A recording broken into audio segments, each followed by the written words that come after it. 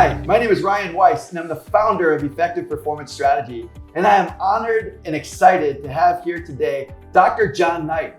Dr. John is a rocket scientist with experience leading teams at large organizations like IBM and NASA and Corning and Thermo Fisher. And we're going to be talking to him today about the alignment of people and process to accelerate performance. With his experience in rocket science and with his experience in leading these teams, we got a lot to learn from him. And I think we're going to have an amazing discussion together. So Dr. John, welcome. And thank you for spending this time in the studio today. I look forward to talking with you. Well, Dr. John, it is such a pleasure to have you. We've known each other for the past several months. We've gotten to know each other kind of through the book writing process, Right. both of us writing books. Yours is about rocket science retirement. The first book I wrote is called From Orangutan to Rocket Scientist. And it was a crazy name for a book, but there's a story about an orangutan. Okay. The story about this P5 rocket. The purpose is the nose cone of your rocket ship. It's where you go and why you go there. The product or your payload sort of is the second one. That's the value that you create. The people, who are the people on your rocket ship or on the ground crew? What's the performance of your rocket ship look like? And what's the process that enables your people to perform, to create value, and ultimately fulfill that purpose? And as you and I got to know each other, and I started thinking about this rocket ship that I've built my business around, and then I started to get to know you, Dr. John, and I want to start by getting you to introduce yourself, talk a little bit about yourself. I understand you've got 5 degrees. Correct. That you're a rocket scientist, well, retired rocket scientist, and you've applied a lot of these principles as you've gone throughout life. So why don't you start by introducing yourself a little bit and telling us about who you are and how you came to be a rocket scientist. So let me maybe start from the beginning. Grew up in a small town outside of Seattle called Bremerton, Washington. That small town is a naval base for the military. And so ships would come in and dock there and deposit 10,000 families in the small town Bremerton. And my father and my mother met at one of those kind of dating opportunities. And so I grew up in that kind of an environment, a very wholesome family. And then what was interesting was that in about the 6th grade, I started thinking about math and fell in love with math. And so one of my stories is that in the 6th grade, I could sit down and do my entire math homework for the week in one sitting. And I'd go back to the teacher and I'd say, is there more? Is there more? And so that's not very common. Not many people in 6th grade are asking for more math homework. That's a great start. So my mother then realized that I had this gift for math. And so she encouraged me and pushed me to just do well in math. And so by the time I finished high school, I'd taken every math course that existed. At that time frame, you couldn't really start college until you finished high school. So I finished high school and then went away to college. But then I kind of went into my little world of, this is just too good to be true. And so I kind of went off and did my own thing and got maybe a little bit of trouble, or at least started trying to get in trouble. And my pastor grabbed me by the collar one day and pulled me back and said, look, this isn't happening. You're too smart for this. You are now the youth pastor of our church.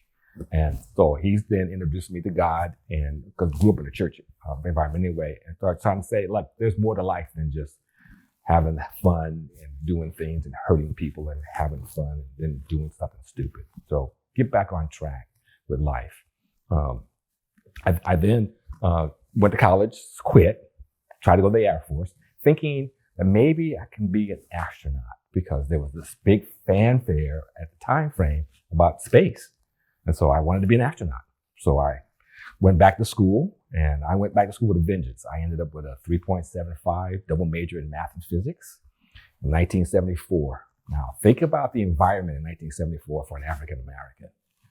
Lots of money available, lots of opportunities available. You just had to apply yourself. And so IBM found me and said, here's an opportunity for you. We'll put you on site at NASA to be in the first cohort to work on space shuttle. And I said, huh? What an opportunity. So 20 years old, you're on site with a top secret badge, walking around NASA, working on a space shuttle. The idea was to build the software for this craft, and you were responsible for a portion of that software. And so that's how I got started in this whole world of being a rocket scientist. That's an incredible story. So as you think about that history, as you think about sort of getting involved in that, and it sounds like you came from a very technical background, similar myself, right? I spent some time with math and chemistry, like my degree's in chemistry Right. and then finance, right? So very technical background. And I think that's part of the reason we've kind of hit it Right. off as we've gotten to know each other. As you think about the technical background and that technical stuff that got you to that point, one of the key things in my next book and what we're working on is what I call optics. Mm-hmm. It's the alignment of people and process to accelerate performance. Mm-hmm. And when I think about optics, when I think about the word optics, it has two meanings. Mm-hmm. It's the study of light, mm-hmm. right? The study of light mm-hmm. and lenses and all those things. And then there's this optics, which is the perceptions of people. Mm-hmm. So there's this people and process to accelerate performance. So as you think about your career as a 20-year-old young man, walking around NASA, walking around with the IBM top secret clearance, right? You had these technical aspects, these technical elements that put you in that place. Mm-hmm. What about the people who you were engaged with and that brought you in, and how did that all work? Yeah. So what was very interesting was, and I felt so honored when my teacher stood up before us and said, we have combed the country to find the smartest people we can find. And sitting in that class as being acknowledged as one of the smartest people in the country right now was just a tremendous honor. So I look around my other cohorts and say to myself like that, we are the cream of the crop. And for that time frame, it was just incredible. As I look back now, what was going on in my life, I didn't really feel that necessarily, that sense of the awe that was happening around me. It was just like I was just a kid trying to do something different and be different and make a contribution. And so it is important to have the right people, and IBM and NASA and all the companies around the country, McDonnell Douglas, the people in Washington, D.C., were really after trying to find the best and brightest people to put in that project, because this was something that had never been done before. And so you want to put your best foot forward in terms of putting that together. And so when I think about even going back to businesses that I've worked for and led organizations, it has always been about trying to find the right people and put the right people in the right seats at the right time. Well, tell us a little bit about the technical part of being a rocket scientist during that time. The shuttle algorithms you told me before, putting 10 pounds of software into a 5-pound box. Right. That's mind-blowing in 2023. Tell me about the technical part, and then we'll talk about the people learnings that you had during that time. So at that time, the thought process was we had successfully launched Apollo. And so we had learned some things about what was happening with Apollo. Well, now we're talking about just going up and then coming back down. And then we had gone to the moon, and so we had learned a lot of things associated with going to the moon in terms of the astronauts. But now we're talking about sending a rocket ship and bringing it back to Earth without having to go through that whole process of rebuilding everything from scratch. So the technical challenges were there. And so things like, and so an area that I worked in was the software area. So the idea was to how do you build computers at that time? And I think about computers that are probably a little less dumber than our iPhones today. A little bit. And they were taking rooms, I'm talking about maybe 100,000 square feet of space to put 5 computers in one room in order to try to figure out how to get this. So the idea was that you take a launch and an orbit and then a re-entry. And the key is, how do you measure all the aspects of space shuttle and the astronauts and the environment? And so the challenge we had was to try to figure out, what do you do and how does the software work together? And what kind of systems do you put in place to monitor the astronauts, to monitor the spacecraft? And when everybody put all their requirements in terms of what they wanted to see in terms of data, I mean, there was probably like 20 pounds of sugar that you were trying to put into a 5-pound bag. And so the idea was, what can you do? What can you live with? And what can you live without? For example, that spacecraft is traveling 17,000 miles per second. Yeah. So you want to make sure that thing is moving and you have an idea of where it's going. So one little adjustment to an actuator, send that craft a whole different direction. So you want to know at that time frame, millisecond level. So let's think about this. You've sort of articulated a few of the P's in this concept of the P5 rocket. The purpose. You were saying we've already been to the moon and back at that point. We've already, you've already kind of done some of these things, or NASA has already done some of these things. The purpose of what you were working on was, we've got to get a rocket out into space, into orbit, and then re-enter and reusable, right? So, correct. So you're talking about, that was the purpose. That was the purpose. What was the payload that was happening? What was the payload or the product? What was the value of this? Why were you working on it? Yeah, so what NASA wanted to do was to try to figure out, how do we begin to start improving technology across everything? Mm-hmm. So all these companies wanted to have different kind of experiments first in zero gravity. That's what was the whole start of it. And then the thought process, well, instead of just going up and doing an experiment and coming back, why don't we just build a space station where we could send our experiments up there and do longer study? Because the really intent is to go, how far can we really go? Right. I mean, people want to go to Mars. They really want to go to Jupiter. They want to go all over the place, but there's a lot of challenges associated with space travel. And so a space station was the first idea to take along all these experiments and send them to the space station and run these experiments on an ongoing basis. And then all of a sudden, the other thing was the whole militarization of the various satellites that are up there. Yeah, excellent. Because you got a lot. You think about, there's satellites now watching everything. So you've got this clear purpose, right? And what I like to say in terms of organizations is, if the purpose is misaligned, right? If you think the purpose is to launch satellites, but the purpose is really to colonize Mars, those are two completely different shuttle designs, right? So an organization has to know, what's the purpose? Where are we going? Why are we going there? Then you got that payload. So like you said, the astronauts being able to go up, can humans stay in space for how long? You needed some learnings around that. You talked about the performance measurements. You talked about milliseconds of performance and 17,000 miles per hour, and the data that was having to be compiled and processed in that short period of time. Then you had the people. So you had the astronauts. You mentioned earlier about wanting to be an astronaut initially, but then becoming a rocket scientist instead. Why did you end up becoming a rocket scientist instead of the astronaut and fulfilling that dream? Well, that's a very interesting story. So coming out of high school, I joined the Air Force, because one of the things that you have to do is you have to be a pilot in order to be considered to be an astronaut. So a military service to fly. So I went in and joined the Air Force, and thinking I was going to go do the normal training to be a pilot and eventually compete for one of the spaces on Space Shuttle as an astronaut. But I'm colorblind. I have a red to green deficiency. I still can see all the primary colors, but if you look at a rainbow, I see the primary colors, but I don't see all the colors in between. So it's one yellow band, one red band. Got it. Yeah.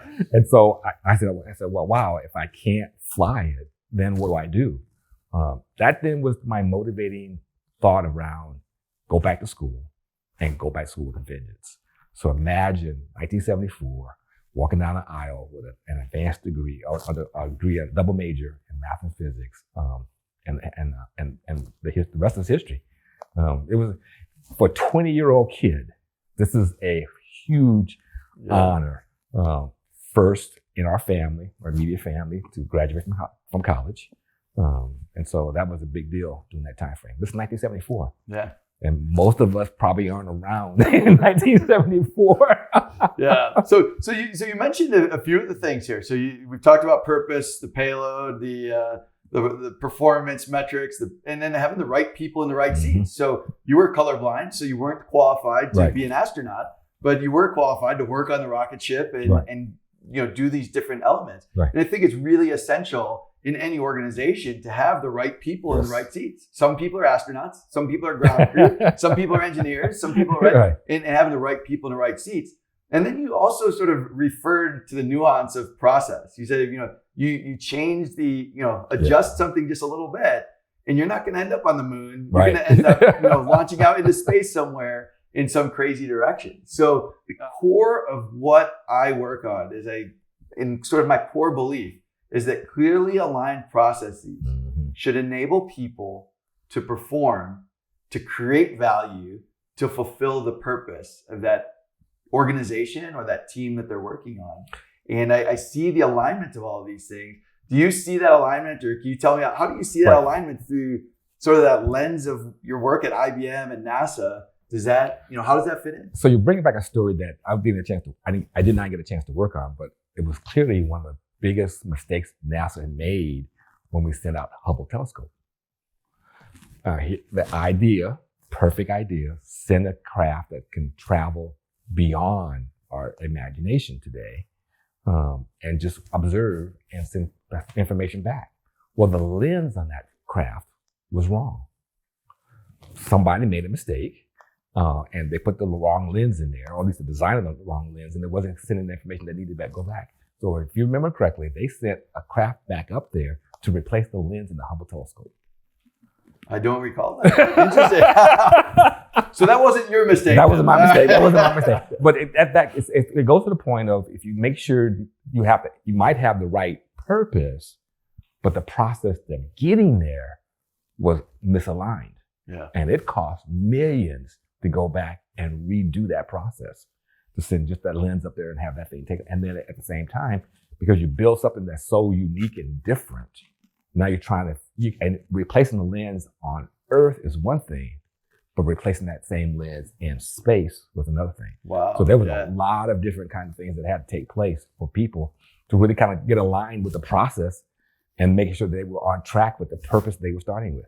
That's right. And so that's the story that it just brings up so much about how important that the process, the people, and the performance all has to be aligned. All has to be aligned. It has to be aligned well. Yeah. Very well. Yeah. So let's take a little bit of a step forward. So you learned all this stuff in rocket science. You were working at IBM and NASA, working on the shuttle, working on algorithms, those types of things, that technical stuff.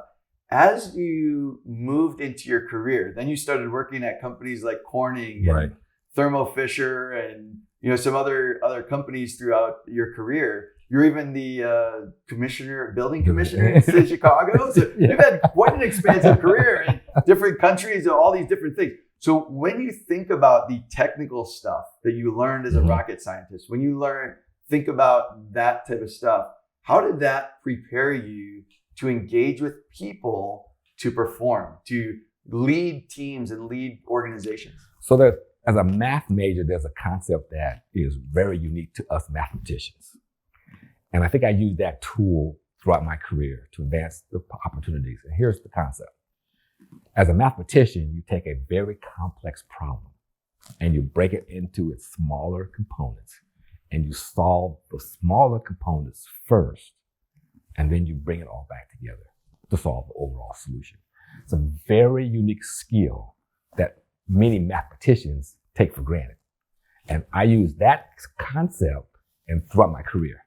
So going to a company and having, like, for example, one of the companies I worked with, we had it was a laser company, laser technology. They were really focused on building a device that could do analysis for blood and different kinds of chemicals that they could pass through, that could check out the different sizes of the molecules. But the problem was, in that particular situation, we didn't have the knowledge that we really thought we had, not only to do the science, but then the next question became the user interface. And the two were misaligned, clearly misaligned. We spent millions of dollars trying to build a technology that wasn't going to work because we were misaligned in the people, because it's not so much the people doing the work, it was the people trying to use the equipment. Yeah. And so there's always that big distraction between the two of them. But throughout corporate, using the idea behind taking complex problems, breaking them down to their smaller components that are solvable, and then bringing it back together was really the key to my success. Excellent. So I've got sort of a mantra that I've developed that people without process get frustrated. And the corollary is that process without people is wasted. And so if you think about sort of that example you were just giving about, you've got this process, you've got this technology, you've got this stuff, but if the user interface doesn't work, what happens? Right? It's wasted. On the other hand, if you've got great people, if you've got amazing people, but you don't have the right process or right technology to enable them to do what they need to do, then they're going to get frustrated. So how did that play into some of this with that laser project that you had and worked on, you had some people involved in that, I think, so as well. Let me move to another example. So the one I love the story. That's the glue. Well, I'm an old glue guy. I spent 15 years in the glue industry. So we were assigned this project to build the laser sighting equipment for a device that was going to go on top of a tank gun for Iraq for the war. And so the idea was that we could see it in the laser where we were going to point the tank gun, and we were going to fire off the projectile and destroy the target. Well, somehow or another, that became misaligned. And it was firing, and people were actually getting hurt. And so the big company came down on us and said, like, what's going on with this thing? So here we had a misalignment again of people and processes. And so we spent about 6 months studying every aspect of that laser sighting equipment, and to come to find out that it was a glue that was holding a part down, that was coming unglued because of the atmosphere that it was, or the conditions it was in Iraq. And everybody tested everything in terms of the glue and everything else. But we come to find out was the glue got switched because somebody was trying to save a nickel a gallon on the glue. And it was all the manufacturers were buying the same glue. And so everybody started having similar kind of problems. But in our particular case, it became a misalignment. And it's just so important that the whole team is on the manufacturer, the suppliers, the company building the product. I mean, there was a situation where we were not communicating, and we had a misalignment that caused us a malfunction in our product. Yeah. And hurt people and probably lost lives in that whole process. So to your point, it is absolutely critical for that alignment to be there. Yeah. So Dr. John, one of the things that in some of our previous conversations you've talked about is reinventing yourself every 10 years.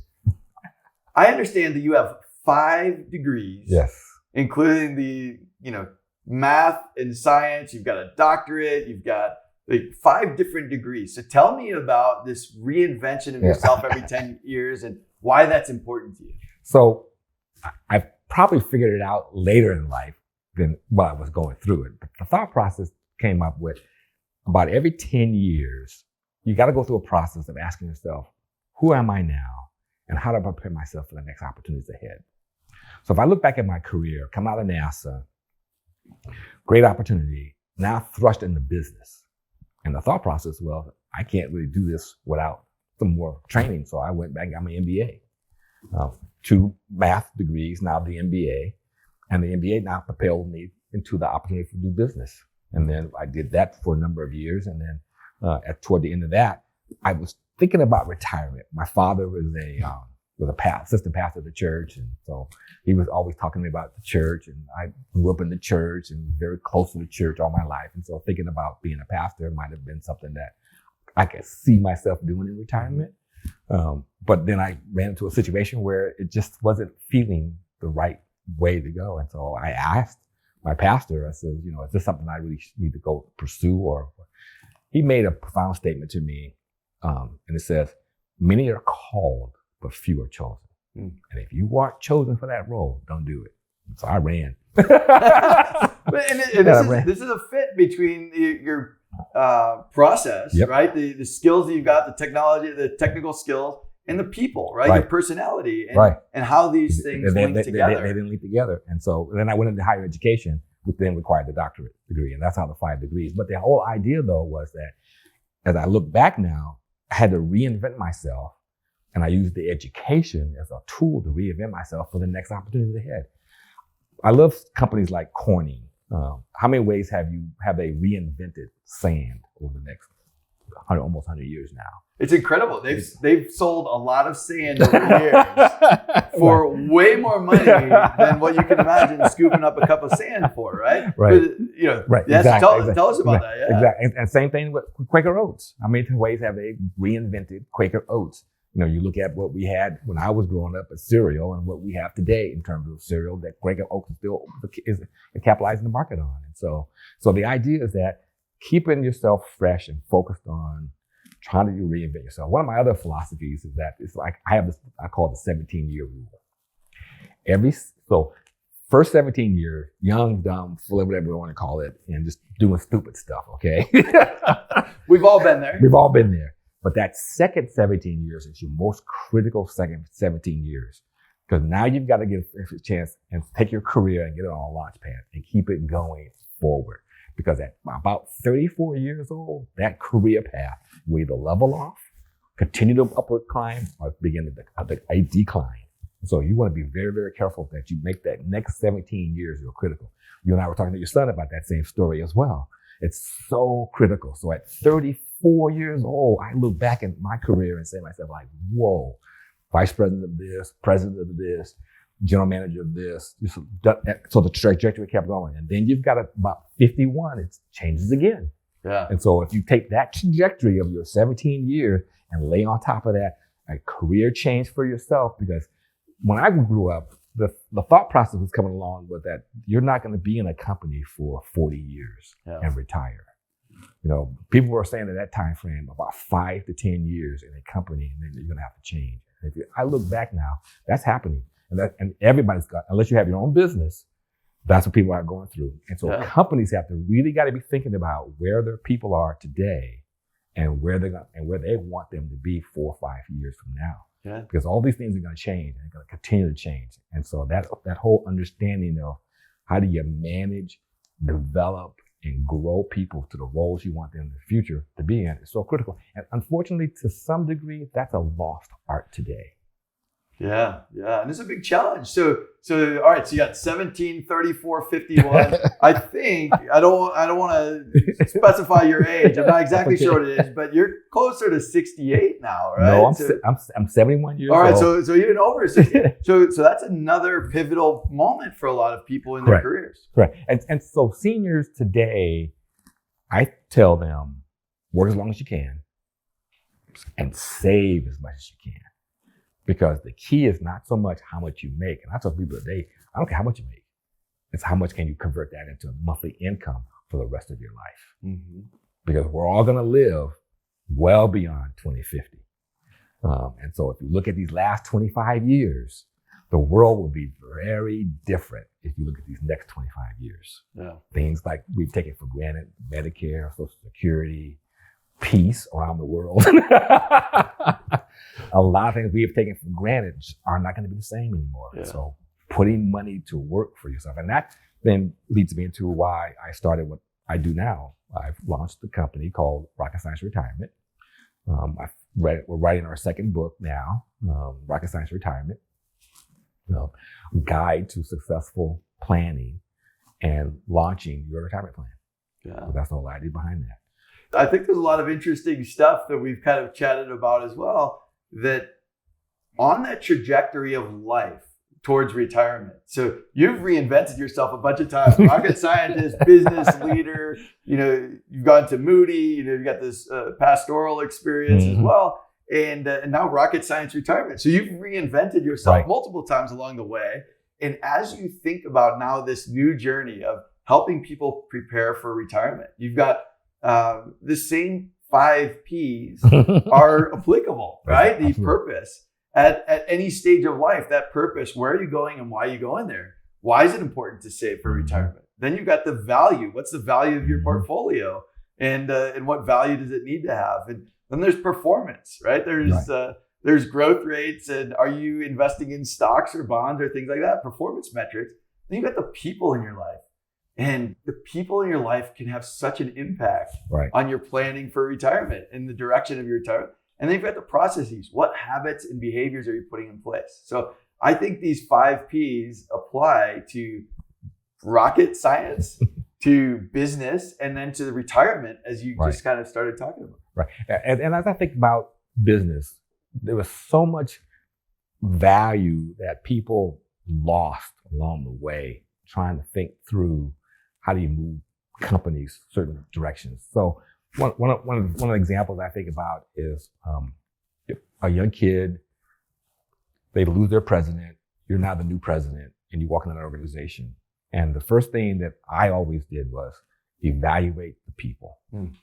Take the time to get to know the people, understand the people's potential, and make sure people are in the right seats. Because one of the misalignments I constantly saw when I went into new companies was that people were in wrong seats, and companies were just driving people, pushing them to go forward to do things that just wasn't fitting.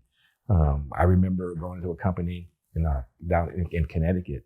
Again, we made specialized lenses and optics kind of equipment, and there were many people that were in wrong seats, and so some people left. One example was the chief scientist left. The engineering guy was the one to take the chief scientist position.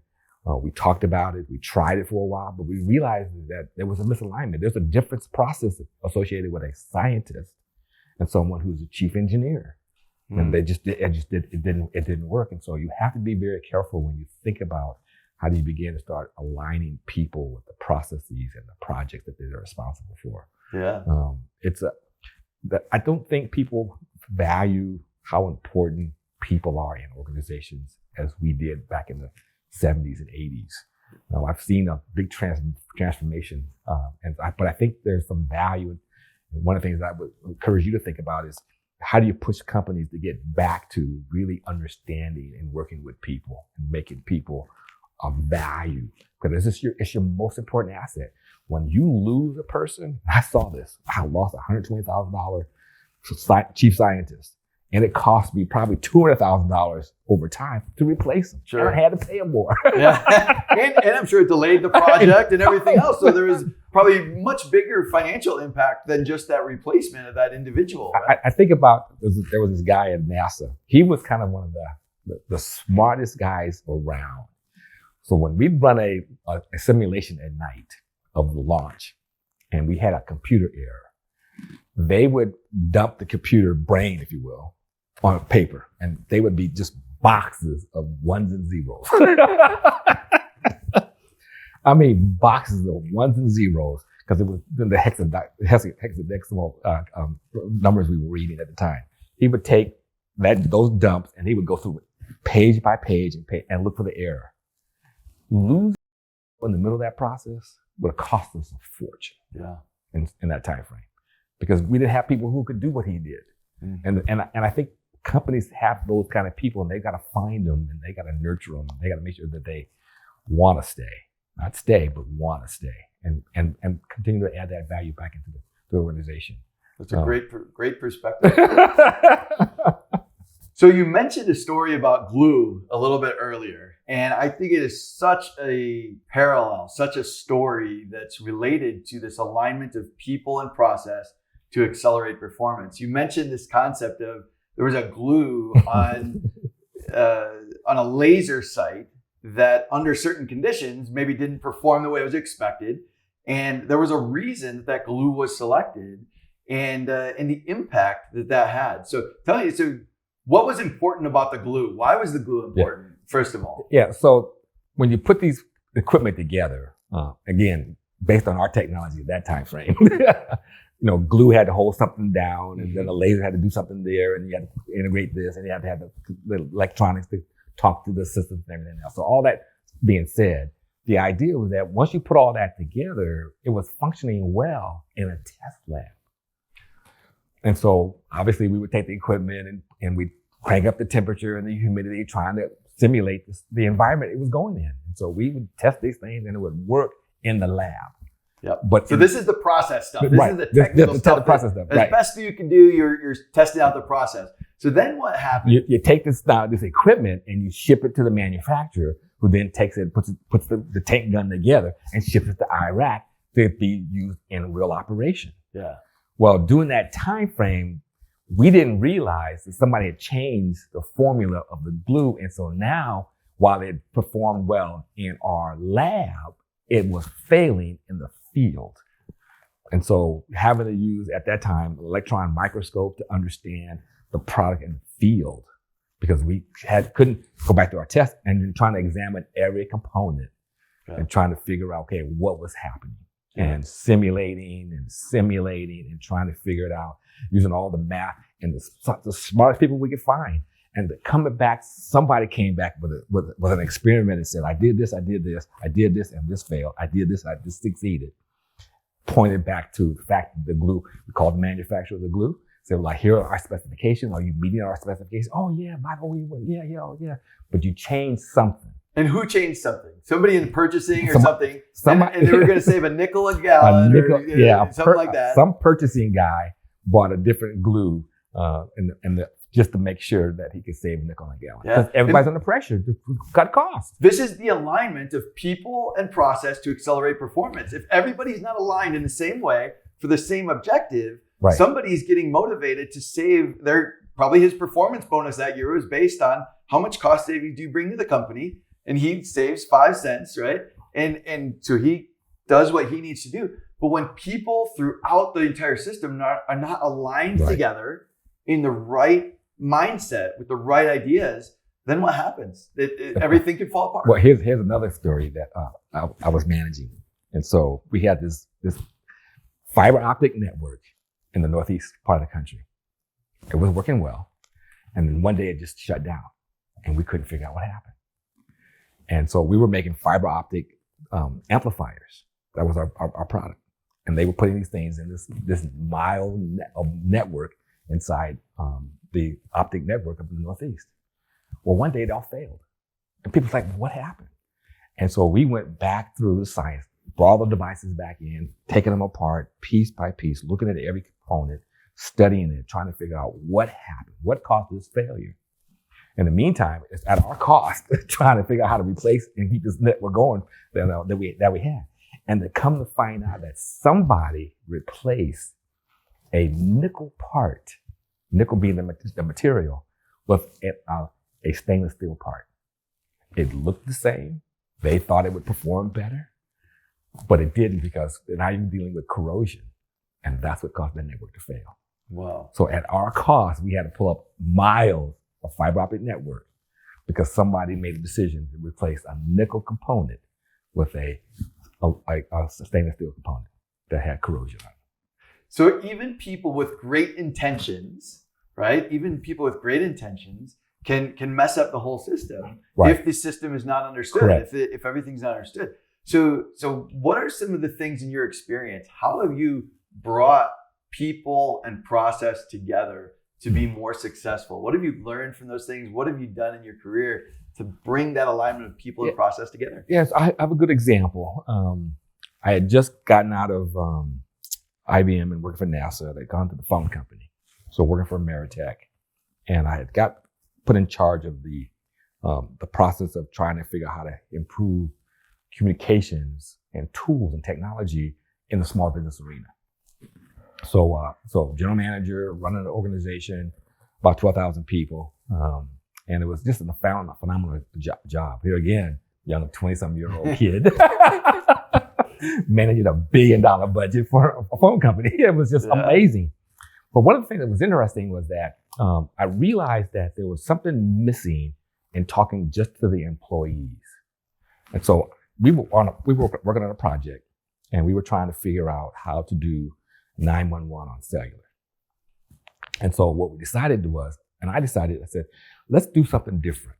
Let's just not talk about the different departments inside the company, but let's invite our vendors to be a part of what we're trying to do. So I had a monthly staff meeting with my team and the vendors integrated together. And we worked as one big team. And we finally figured out how to solve a very complicated problem. People falling down in 911 was not a big deal on landline. So some of the people who watch this might not even understand or think about the concept of landlines, right?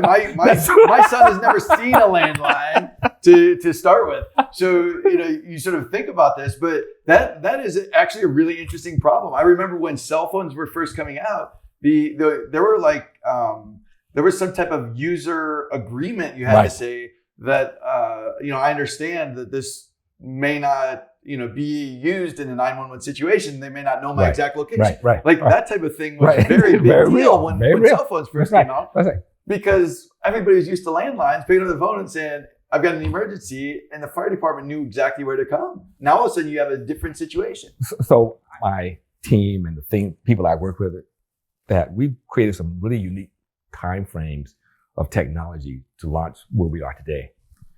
That whole 911 story, again, the 911 didn't exist for cell phones. So bringing that team of people together that were both internal as well as external people, and they came up with a solution that we figured out and found a company that got to do some triangulation work for us, found another company to do this other kind of work for us. So we were able to actually demonstrate that you could dial a 911 on a cell phone and triangulate between 3 different cell towers and find you within 200 feet. Mm-hmm. And that was the start. That was the start of 911. They actually continued to refine that. The second thing we created was, today we have this old geomap thing. But at that time frame, one of the jobs I was in was trying to help the phone company figure out what they were going to do with 911. Mm. Because at that time, when you dial 911, an operator picked up and said, okay, no problem, give me the address, dispatch the person out there. Well, one time they dispatched we called it a paddy wagon, the big box ambulance, to a parking garage where a woman was in her car having her baby. And we wanted the ambulance to get there in time to help her out, because they called 911. The garage couldn't, paddy wagon couldn't. We all know cell phone signals, especially early on, they didn't work very well. Right. They couldn't get the paddy wagon through, and so we didn't have the geo-mapping information to send a smaller ambulance. Same thing happened with, we sent. Oh, so you're saying even the ambulance was too big. Got it. Same thing would happen. There was an incident in Detroit where someone called 911 for domestic violence that was happening next door, but next to them was a known gang house.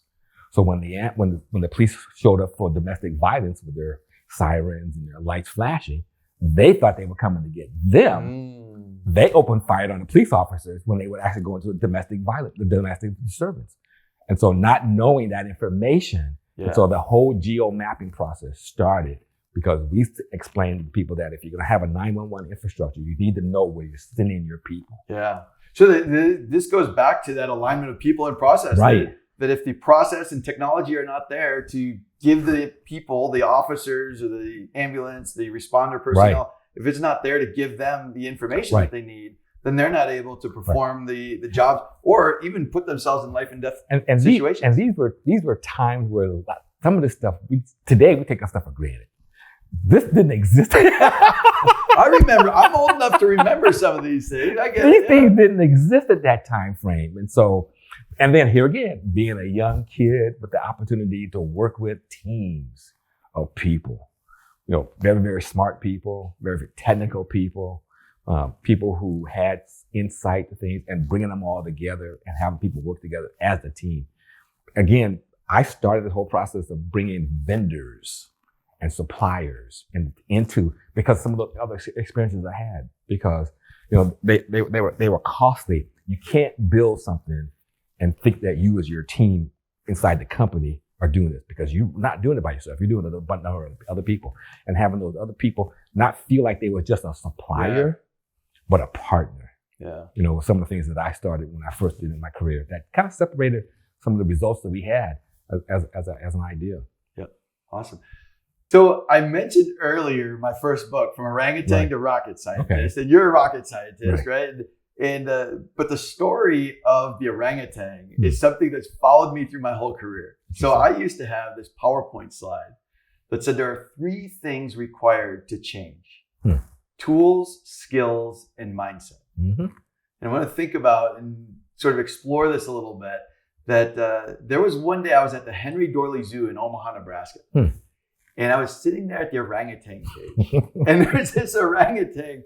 There's a story on the board, right? And you can look it up on Google. People can look it up on Google.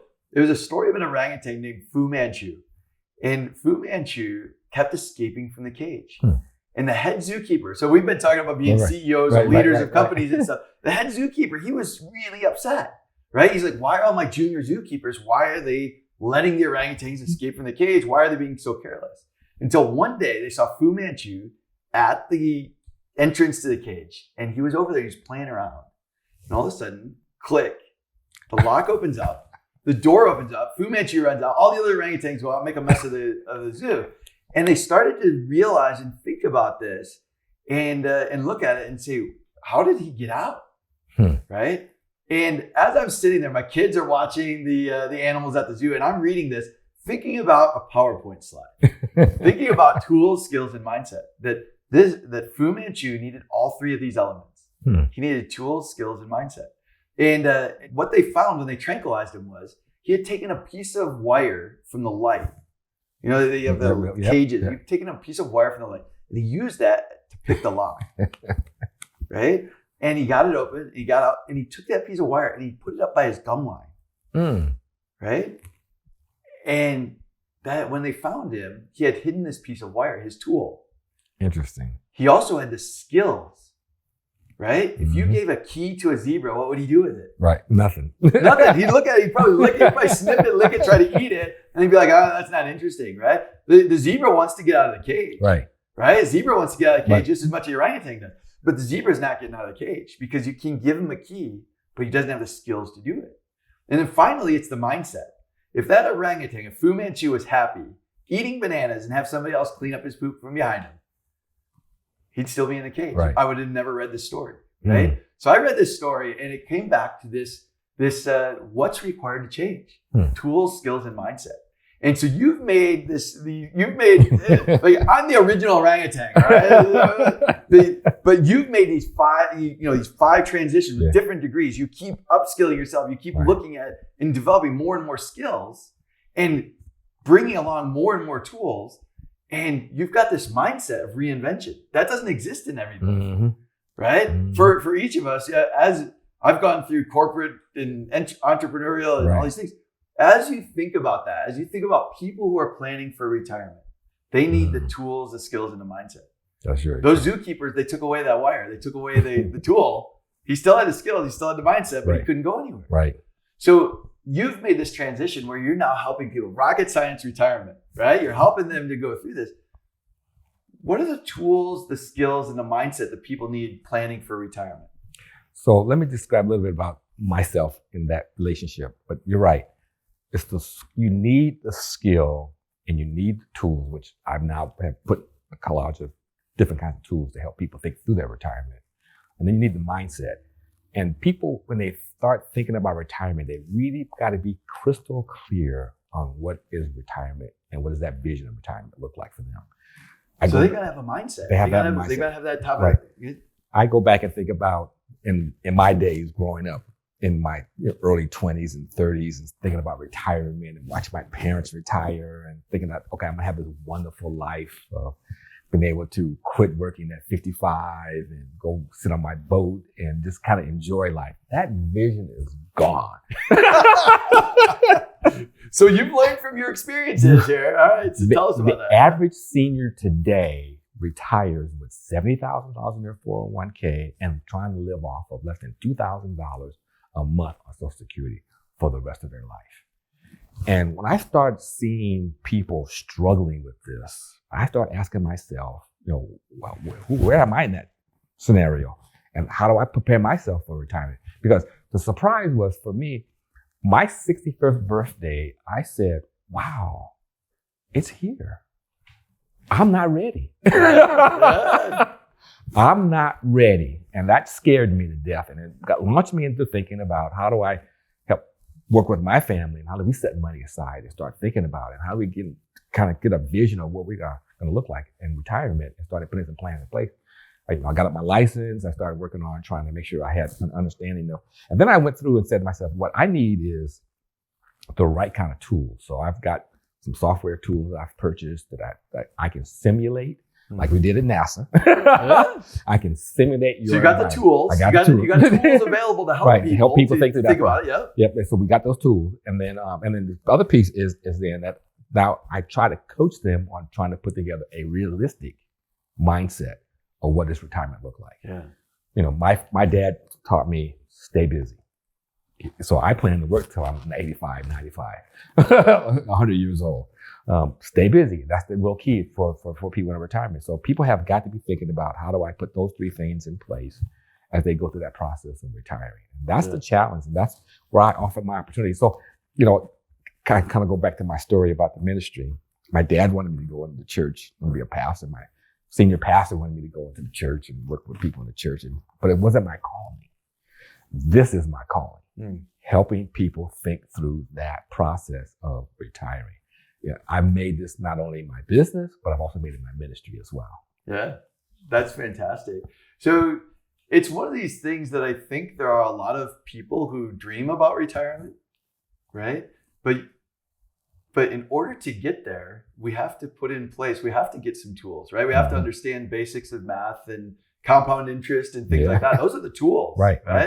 Then we also have to have the skills, right? And sometimes that gets into habits and behaviors of how do I set money aside, right? There's people like Dave Ramsey who kind of teach the habits and behaviors. Sometimes people criticize him because they say, well, his math isn't the perfect math. Right. But he also looks at it from the human habits and behaviors. What are the skills people need? How do I help them to create those, right? And then they've got to have the mindset that they're actually going to do it.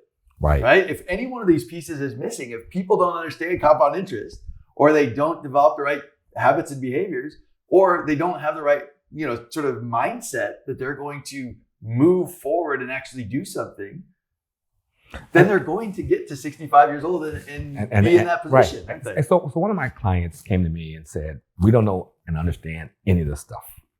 And I've got this money set aside to retire. And so what do I do? And so we developed a relationship working with him through his medical plans first, and then making sure that his life goals were set up and he understood where he was trying to go. And then we walked through the process of helping him understand how to put money aside and set it up for not only for this generation, but for the generation behind that and the generation behind it. Because if we go back and think about what our purpose on life is, it's to set up the next generation. I mean, that's one of the things that we want to do. Your children, my children, we want them to have a better life than we did. My parents did the same thing for us. They wanted us to have a better life. And so that investment, and so thinking through that whole process of making sure you set your children up and setting yourself up for a decent life, cost of living is going up like crazy. And so having the ability to be able to go to the grocery store in 2025 and then in 2050 to have the same kind of lifestyle that you had. Unfortunately, in our world today, there's going to be a bigger divide between those that have and those that have not. And so that middle class is slowly shrinking away. And so, but I want to help people think through those strategies to kind of put some money aside that will generate income streams for life. Because like I said earlier, it's not a function of having monies in an income. It's a matter of how much money you're going to have for the rest of your life that generates. You go to today's world, a senior who's 65 years old and is making probably around $30,000-$40,000, but they can convert whatever they've done up until now into an income stream of about $7,500 to $10,000 a month for the rest of their life, guaranteed, be the ones that will do well. Yeah. And putting yourself in that position can be a little challenging, especially if you didn't start early. I love the story about Colonel Sanders. He reinvented himself a few times. A few times as well. He's my hero because he created Kentucky Fried Chicken at age 66. And so that story gave me a little hope that it wasn't too late to reinvent myself one more time. One more time. Here again, a degree at 62, my doctorate at 62, thinking about what do you do with the rest of your life, hitting COVID like a lot of people did. And I really got sick. I almost died. Wow. That's a whole nother story, but I almost died. And so, but you have to be focused on kind of where you want to go when you start thinking about retirement. Yeah. Well, Dr. John, thank you so much for coming all the way here to Chicago, out to the studio out here to talk about rocket science retirement, to talk about the alignment of people and process to accelerate performance, and have just an amazing discussion. This has been an absolute pleasure, and I'm so excited I got to meet you, to chat with you for the past hour or two here, and learn more about your story, and hopefully share a lot of this story with the world.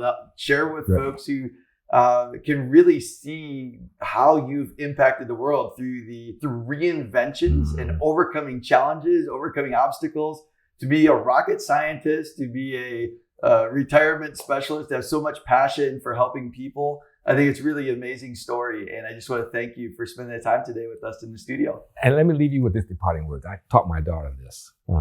And it's a little cute saying that we kind of kid each other. Like we saw that at the funeral this weekend. And so she made the comment about, I'm still trying, Dad. And I said, what did I teach you? I said, trying is for others. Doing is for you. And you have to have that kind of push for yourself. I've eliminated the word try in my vocabulary. I love it. And you have to have that kind of drive. You want the kind of career, you want the kind of impact you want to have on the world, because we're all put here for a purpose. Find that purpose and deliver. I love it. Well, thank you very much for your time, Dr. John. I sincerely appreciate it.